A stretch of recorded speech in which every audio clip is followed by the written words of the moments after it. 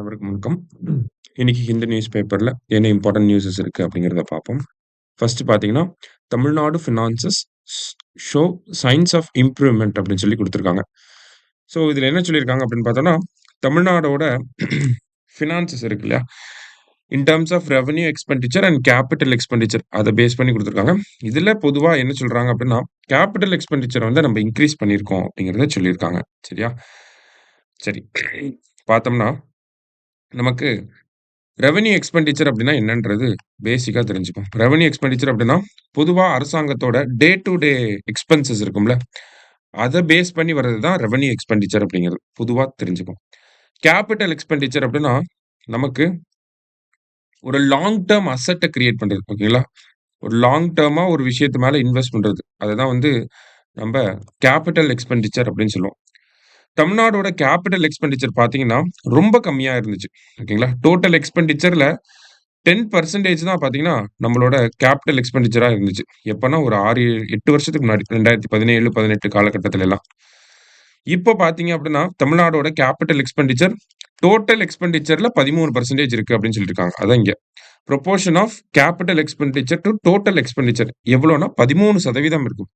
ஓவராலா ஒரு எக்ஸ்பெண்டிச்சர் ஒரு செலவ பண்றோம்.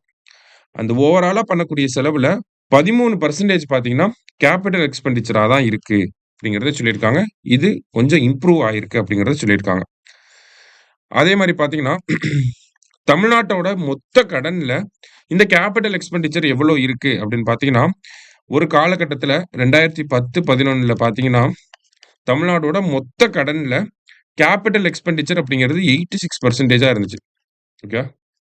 இப்போ தமிழ்நாட்டோட மொத்த கடன்ல கேப்பிட்டல் எக்ஸ்பெண்டிச்சர் அப்படிங்கிறது ஏறக்குறைய 55% வரப்போகுது அப்படிங்கிறது சொல்லியிருக்காங்க. ஏன்னா இடையில இந்த கொரோனா டைம் பீரியட்ல எல்லாம் டிக்ளைன் ஆயிட்டு மறுபடியும் இப்ப தான் எல்லாமே இன்கிரீஸ் ஆயிட்டு இருக்கு. ஓகேங்களா? ஒரு வளர்ச்சி. முன்னாடி கொரோனா காலகட்டத்தில பார்த்தீங்கன்னா, எல்லாமே எல்லா இண்டிகேட்டர்ஸ், எக்ஸ்பெண்டிச்சர்ஸ் எல்லாமே கம்மியா இருக்கும். ஓகேங்களா? ஐ மீன் இந்த மாரி பாசிட்டிவான விஷயங்கள் எல்லாமே அப்ப கம்மியா இருக்கும். நெகட்டிவா இருந்திருக்கும். இப்ப தான் மறுபடியும் கொரோனா முடிஞ்சு கொஞ்சம் கொஞ்சமா இம்ப்ரூவ் ஆகுது அப்படிங்கிறத குடுத்திருக்காங்க. சரியா? ஸோ மொத்த எக்ஸ்பெண்டிச்சர்ல கேப்பிட்டல் எக்ஸ்பெண்டிச்சர் 13% இருக்கு. அதே மாரி டோட்டல் பப்ளிக் டெப்ட் ஓகேங்களா? மொத்த கடன்ல இந்த கேப்பிட்டல் எக்ஸ்பெண்டிச்சர் பார்த்தீங்கன்னா, 55% இருக்கும் அப்படிங்கிறத சொல்லியிருக்காங்க. சரியா? அடுத்ததா பார்த்தீங்க அப்படின்னா, நமக்கு எடிட்டோரியல் பேஜ்ல இந்த இடத்துல இன் இந்தியாஸ் மார்ஜினலைஸ்ட் பார்லிமென்ட் இன் பட்ஜெட்டரி அஃபேர்ஸ் அப்படின்னு சொல்லி குடுத்திருக்காங்க. ஸோ பொதுவா பார்த்தீங்கன்னா, இந்த பட்ஜெட் அப்படிங்கிறது ஃபினான்ஸ் மினிஸ்ட்ரி அந்த ஃபினான்ஸ் மினிஸ்ட்ரி இருக்கக்கூடிய எக்ஸிக்யூட்டிவ்ஸ் பண்ணக்கூடிய ஒரு வேலை தான். ஓகேங்களா? ஃபினான்ஸ் மினிஸ்ட்ரி தான் டோட்டலா அத பண்ணுவாங்க. நமக்கு கேபினெட் அமைச்சர்களுக்கு கூட ஃபினான்ஸ் மினிஸ்ட்ரி இந்த பட்ஜெட்ட பொறுத்தவரைக்கும் என்ன பண்றாங்கன்றது வெளிப்படையா தெரியாது. ஓகேங்களா? ரொம்ப சீக்ரெட்டா பண்ணுவாங்க. அதே மாரி கேபினெட்டோட அப்ரூவலுக்குமே பட்ஜெட் எல்லாம் வைக்க மாட்டாங்க. டைரக்ட்டா லோக்சபால வந்து வாசிக்கிறப்ப தான் கேபினெட் அமைச்சர்களுக்கே தெரியும் பட்ஜெட்ல இதெல்லாம் சொல்லப் போறாங்க அப்படிங்கிறது. சரிங்களா? அந்த அளவுக்கு ரொம்ப டிஸ்க்ரீட்டா இருப்பாங்க. சரியா? ஸோ அது வந்து இந்தியா அததான் என்ன சொல்றாங்க, இந்தியாவோட பார்லிமென்ட்ட வந்து மார்ஜினலைஸ் பண்ணுதுன்னு சொல்லி.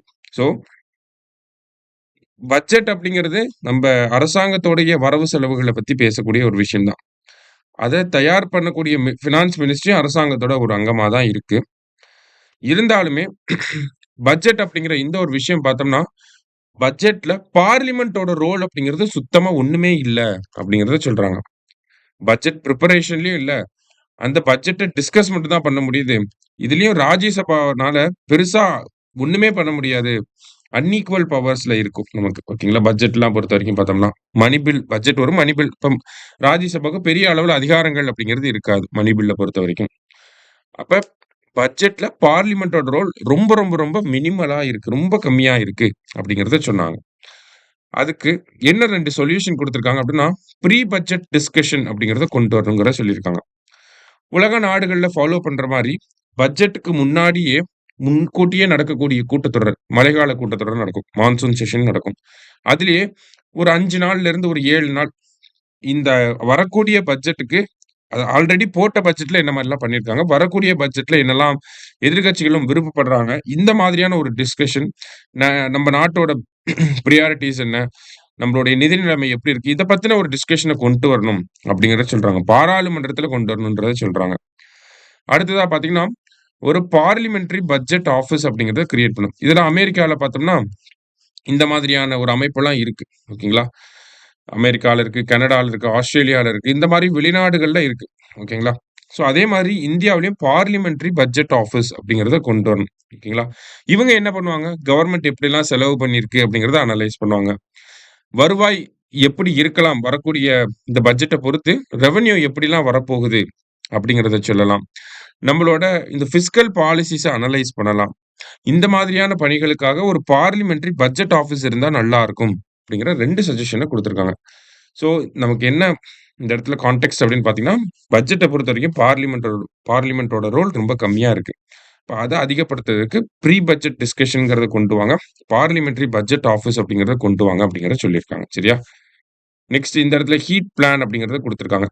இப்போ summer season more or less start ஆயிருச்சு. அங்கங்க மழை பெஞ்சாலும் சம்மர் சீசன் அப்படிங்கிறது வந்துருச்சு இல்லையா? எல்லா முக்கியமா ஒவ்வொரு மாநிலமுமே பார்த்தோம்னா, ஆவரேஜ் டெம்பரேச்சரோட 2 டூ 3 டிகிரி செல்சியஸ் அதிகமா தான் இருக்கு அப்படிங்கிறத ரிப்போர்ட் பண்ணிட்டே வராங்க. அப்ப இந்த வருஷமும் ஹீட் வேவ்ஸ் அப்படிங்கிறது நமக்கு புதிய பினாமினனா இருக்காது. ஓகேவா? ஹீட் வேவ்ஸ் அப்படிங்கிறத கண்டிப்பா நம்ம ஃபேஸ் பண்ண தான் போறோம். அப்படிங்கிறப்ப அதுக்கு மெஷர்ஸ் எடுத்திருக்காங்களா? அப்படின்னு பார்த்தோம்னா, ஷார்ட் டெர்மா பார்த்தோம்னா, ட்ரிங்கிங் வாட்டர் குடுக்கறது, ஓஆர்எஸ் சொல்யூஷன்ஸ குடுக்கறது, ஒர்க் ஹார்ஸ வந்து அந்த கிளைமேட்டுக்கு ஏத்த மாரி அட்ஜஸ்ட் பண்றது. அதே மாரி ஹீட் வேவ்ஸ்னால நெறைய பாதிப்புகள் ஏற்படும். ஹீட் ஸ்ட்ரோக் அந்த மாரிலாம் வரும். ஸோ, அதனால ஹாஸ்பிட்டல்ஸ்ல வந்து கெப்பாசிட்டிய இன்கிரீஸ் பண்றது. இதெல்லாம் ஷார்ட் டெர்ம் மெஷர்ஸ். தமிழக அரசாங்கம் பார்த்தோம்னா, நமக்கு இந்த சிக்னல்ல எல்லாம் நிழல் போட்டு வச்சிருப்பாங்க. இந்த மாரியான ஷார்ட் டெர்ம் மெஷர்ஸ எல்லாருமே எடுக்குறாங்க. பட் ஸ்டில் லாங் டெர்மா என்ன பிளான் வச்சிருக்காங்க அப்படின்னு கேட்டா, அதுக்கு பெரிய அளவுல பதில் இல்ல அப்படிங்கிறத இந்த இடத்துல சொல்லியிருக்காங்க.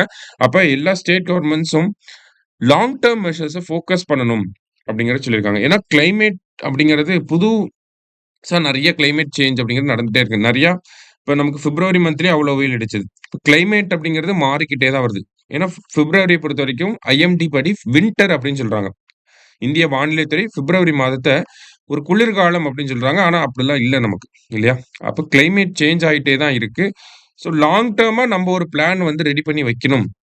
அதுக்கேத்த மாரி அப்படிங்கிறத சொல்றாங்க. அப்ப என்ன மாரியான பிளான்ஸ்லாம் இருக்கலாம் அப்படின்னு பார்த்தோம்னா, ensuring access to household or occupational cooling for vulnerable population அப்படின்னு சொல்லி குடுத்துருக்காங்க. ஓகேவா?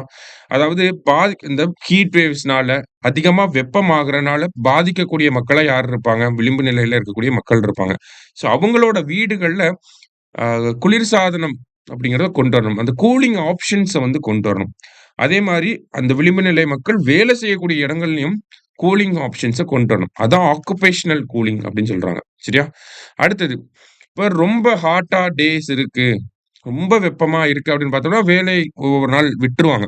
லீவ் விட்டுருவாங்க. எப்படி ரொம்ப மழை பெஞ்சா இல்லையோ, அதே மாரி தான் ரொம்ப வெயில் அடிச்சாலும் விட்டுருவாங்க இல்லையா? ஸோ அந்த மாரி இருக்கப்ப, அந்த விளிம்பு நிலை மக்களுக்கு வந்து ஒரு லாஸ் ஆஃப் இன்கம் ஏற்படுது. அதுக்கு ஏதாவது அரசாங்கம் ஸ்டெப்ஸ் எடுக்கணும்.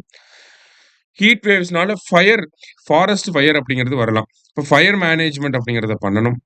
அடுத்தது இந்த ஹீட் வேவ் சம்மர் சீசன்ஸ்ல பார்த்தீங்கன்னா, எல்லாருமே கூலிங் அப்ளையன்ஸஸ் நமக்கு ஏசி, ஃப்ரிட்ஜ், ஏர் கூலர்ஸ் இந்த மாரியான சமாச்சாரங்கள நம்ம 24 மணி நேரமும் ஓட விட்டுருவோம்.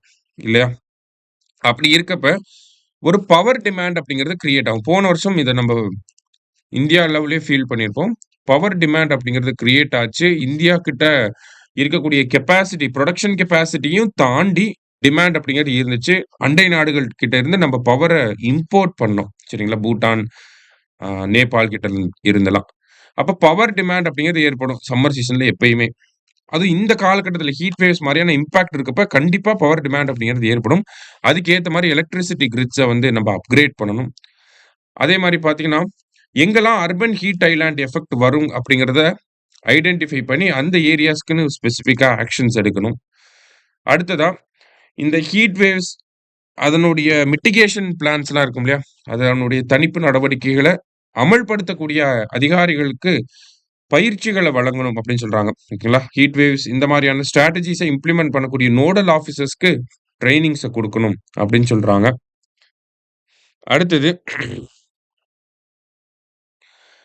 நெக்ஸ்ட் என்ன சொல்லியிருக்காங்க அப்படின்னு பார்த்தோம்னா, நமக்கு கிரீன் கவர இன்கிரீஸ் பண்ணணும் அப்படிங்கிறத சொல்லியிருக்காங்க. ஆப்வியஸ்லி இது பேசிக்கான ரெக்கமெண்டேஷன் தான். அது லாங் டெர்ம் ரெக்கமெண்டேஷனாவும் இருக்கும். அடுத்தது creating open spaces to reduce heat. எதுக்காக ஓப்பன் ஸ்பேசஸ் கிரியேட் பண்ணணும்னு சொல்றாங்கன்னா, நமக்கு ஹீட்ட வந்து ட்ராப் ஆகாம இருக்கும். ஒரே இடத்துல ட்ராப் ஆகாம இருக்கும். அதனால தான் ஓப்பன் ஸ்பேசஸ வந்து கொண்டு வரணும்னு சொல்றாங்க. அதே மாரி rooftop solar for active cooling. நம்ம கூலிங் அப்ளையன்ஸஸ்க்கு ரூஃப்டாப் சோலார்ல இருந்து எலக்ட்ரிசிட்டி போற மாதிரியான மெஷர்ஸ கூட பண்ணலாம் அப்படிங்கிறத சொல்றாங்க. அதே மாரி ஹீட் வேவ்ஸ் டைம்ல அந்த ஹீட்ட வந்து நம்ப சோலார் பேனல்ஸ் வச்சிருந்தோம் அப்படின்னா, அத பாசிட்டிவா யுட்டிலைஸ் பண்ணிக்கலாம். ஸோ அந்த மாரியான விஷயங்கள் இதெல்லாம் லாங் டெர்ம் பிளானிங்க்கு கீழ வருது. ஓகேவா? ஸோ அப்ப ஹீட் வேவ்ஸ்லேருந்து மிட்டிகேட் பண்றதுக்கு என்ன மாரியான ஸ்ட்ராட்டஜிஸ்லாம் இருக்கு அப்படின்னு ஒரு மெயின்ஸ்ல கொஸ்டின் வருது அப்படின்னா, இந்த மாரியான பாயிண்ட்ஸ நம்ப சைட் ஹெட்டிங்ஸா போட்டு அத எக்ஸ்ப்ளைன் பண்ணி எழுதலாம். சரிங்களா? ஸோ அந்த பாயிண்ட் ஆஃப் வியூல கொஞ்சம் நோட் பண்ணி வச்சுக்கோங்க. அடுத்ததா பார்த்தீங்கன்னா, நமக்கு there is progress on GM food crops says officials அப்படின்னு சொல்லி குடுத்துருக்காங்க. அதாவது ஜிஎம் மஸ்டர்ட் கேள்விப்பட்டிருப்பீங்க. ஃபர்ஸ்ட் நமக்கு ஜெனடிக்கலி அப்ரூவ்டு ஒரு ப்ராடக்ட் என்ன அப்படின்னு பார்த்தோம்னா, பிடி காட்டன் தான். இப்போ வரைக்கும் இந்தியாவுல ஜெனடிக்கலி அப்ரூவ் பண்ணி விவசாயிகள் பயிரிடக்கூடிய ஒரே பயிர் என்ன அப்படின்னு பார்த்தீங்கன்னா, பிடி காட்டன் மட்டும் தான். அதுக்கப்புறமா ஜிஎம் மஸ்டர்ட் இதுக்கு வந்து அப்ரூவல் கிடைச்சிருக்கும். இருந்தாலும் சுப்ரீம் கோர்ட்ல கேஸ் போயிட்டு இருக்கனால, இன்ன வரைக்கும் அத யூஸ் பண்ண முடியாம தான் இருக்கு. இதனுடைய ஃபைனல் ஹியரிங்ஸ் அப்படிங்கிறது நெக்ஸ்ட் மந்த் நடக்க போகுது. சரிங்களா? ஸோ அந்த ஒரு பேசிஸ்ல பொதுவா சொல்லியிருக்காங்க. பயோடெக்னாலஜி டிபார்ட்மெண்ட் வந்து இந்த மாரி ஜெனடிக்கலி மாடிஃபைட் கிராப்ஸ் அப்படிங்கிறது ஒரு பெனிஃபிஷியரியான ஒரு விஷயம் தான். அதே மாரி இந்தியாவோட பயோ E3 பாலிசிக்கு கீழ ஒரு இன்டெக்ரல் பார்ட்டா இருக்கு. இந்த ஜிஎம் கிராப்ஸ் அப்படிங்கிறது எல்லாமே. ஸோ இந்தியாவோட இந்த பயோ எக்கானமி அப்படிங்கிறது ரொம்ப ரொம்ப கம்மியா இருக்கு. அத வந்து இன்கிரீஸ் பண்ணணும் அப்படின்னா, இந்த மாரியான லீகல் ஹர்டில்ஸ்லேருந்து எஸ்கேப் ஆகணும் அப்படிங்கிறதெல்லாம் சொல்லியிருப்பாங்க. சரியா? ஸோ பேசிக்கா இதுல வந்து நமக்கு பிடி காட்டன் தான் இப்போதைக்கு only crop allowed to be கல்டிவேட்டட்ங்கிறத ஞாபகம் வச்சுக்கோங்க. சரியா? ஃபர்தரா இந்த கேஸ் ஹியரிங்ஸ்லாம் முடிய தான் நமக்கு இன்னும் நெறைய விஷயங்கள் வெளிய வரும். சரியா? ஸோ இன்னைக்கு நியூஸ் பேப்பர்ல இருந்து முக்கியமான செய்திகள பார்த்திருக்கோம். நன்றி. சுரேஷ் IAS அகாடமி வெற்றியின் முகவரி.